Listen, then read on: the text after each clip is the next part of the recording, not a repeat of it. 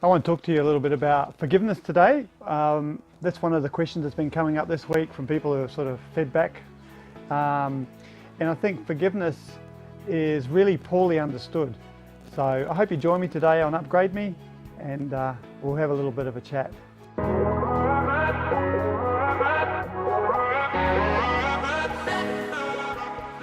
So I think all of us have had a situation where we've been hurt in some way or let down by someone close, and the closer they are, the more painful it is. And I think that's just a natural part of life that we all have to deal with.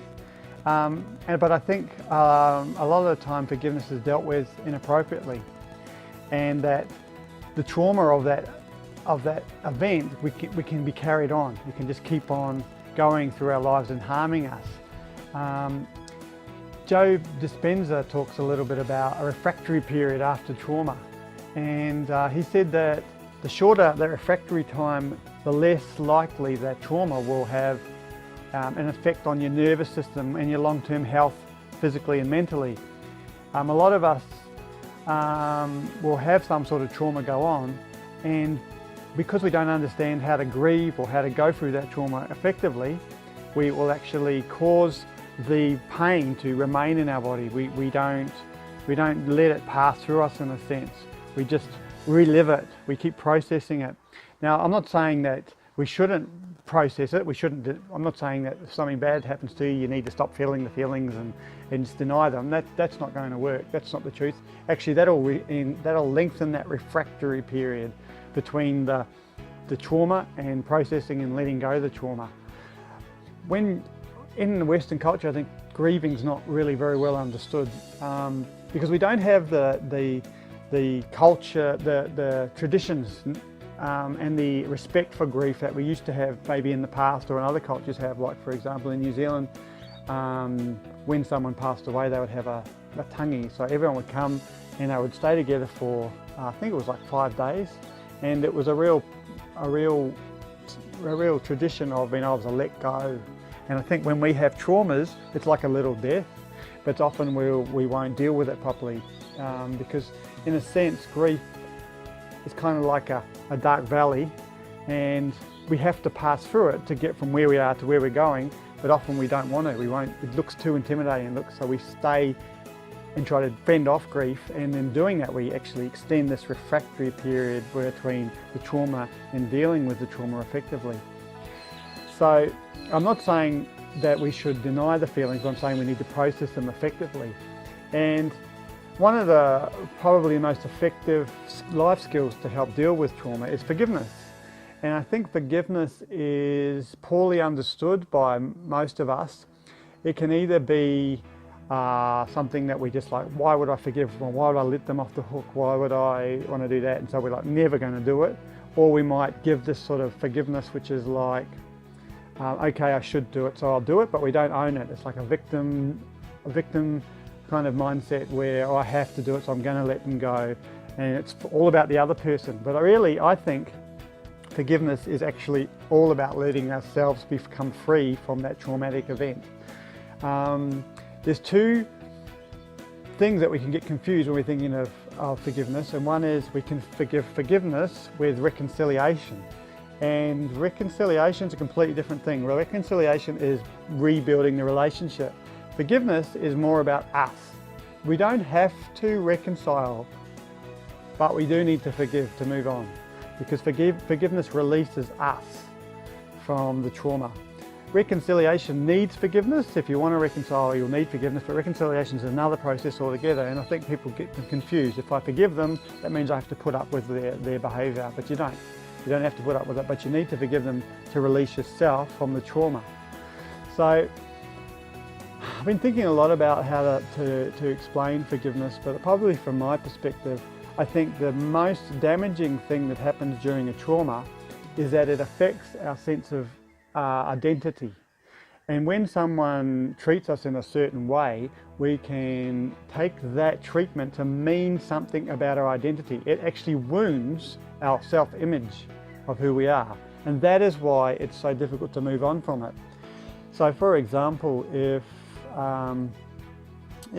I had a situation years ago where I worked with someone quite closely in sort of a mentoring relationship, And I was just learning how to do it in those days. And you know, there was a sort of an event, and I felt deeply betrayed by that person because of it, which was in hindsight really more about my not being in touch with reality than them, to be honest. But it felt bad, and I went through sadness and anger and disillusionment, and those are all natural feelings to have. I'm not saying don't feel those things. I think you need to name them, identify them, and let them pass.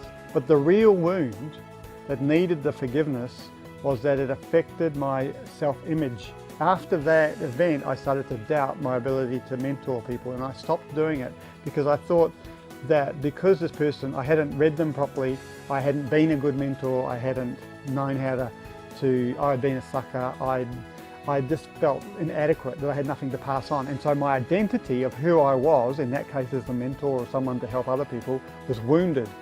And that's where the forgiveness had to happen.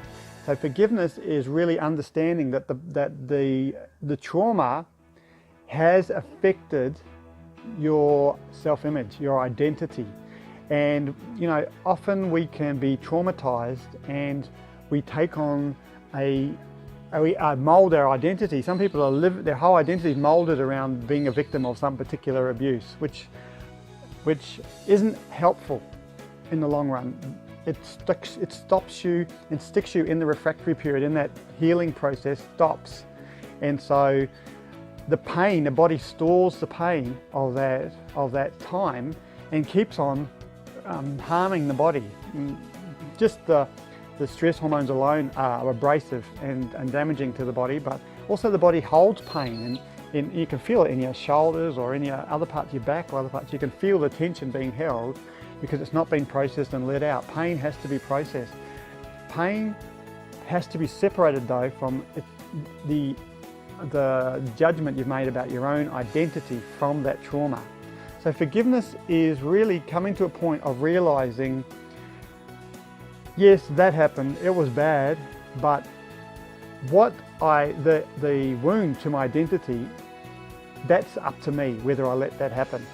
When someone does something to you, you may allow that to change who you think you are. What you need to realize is that no one gets to decide who you are. No one forms your identity except you. If someone's done something to you and you've allowed that identity to be taken into you, the wound to go into your identity, that's something that you've allowed, and you can change that. You can look at that and go, no, that was more about them than it's about me. That situation of pain where they caused me pain or hurt me or robbed me or took from me is more about them than me. It doesn't speak to my identity, who I am in my core. In my core, I am no different just because of that abuse. That is what forgiveness is. It's accepting that other person has done something to me, but it's not affecting who my identity is. And once you've done that, it's actually quite easy to let that go. But if you don't, then if you think that other person gets to define your identity, then and that identity is being damaged, you're going to have to pursue them to force them to change their verdict on who you are. Their action has made a verdict, there's a judgment on who you are. You've accepted it, and you think the only way you can change it is to pursue them and punish them and get revenge or get angry or whatever. You store it, you hold it, because you're under the illusion that they control your identity. So that's unhealthy. You know, you've probably heard the saying that unforgiveness is like drinking poison and hoping that the other person dies. Unforgiveness and bitterness actually wound and harm ourselves. So forgiveness is all about being released from the false identity that person has offered you and saying, no, that's not me. That action was more about you than me. I've learnt this from that, but my identity is still intact. It is the same as it was before. I don't have to change who I believe about what I believe about myself just because of that trauma. So start thinking about forgiveness in that level. I think it's a huge topic. I could talk about so many things, but I think if you can start to understand that that's the trauma that happened a year ago, a month ago, 10 years ago, what did it say about me? What did I accept about my identity from their action?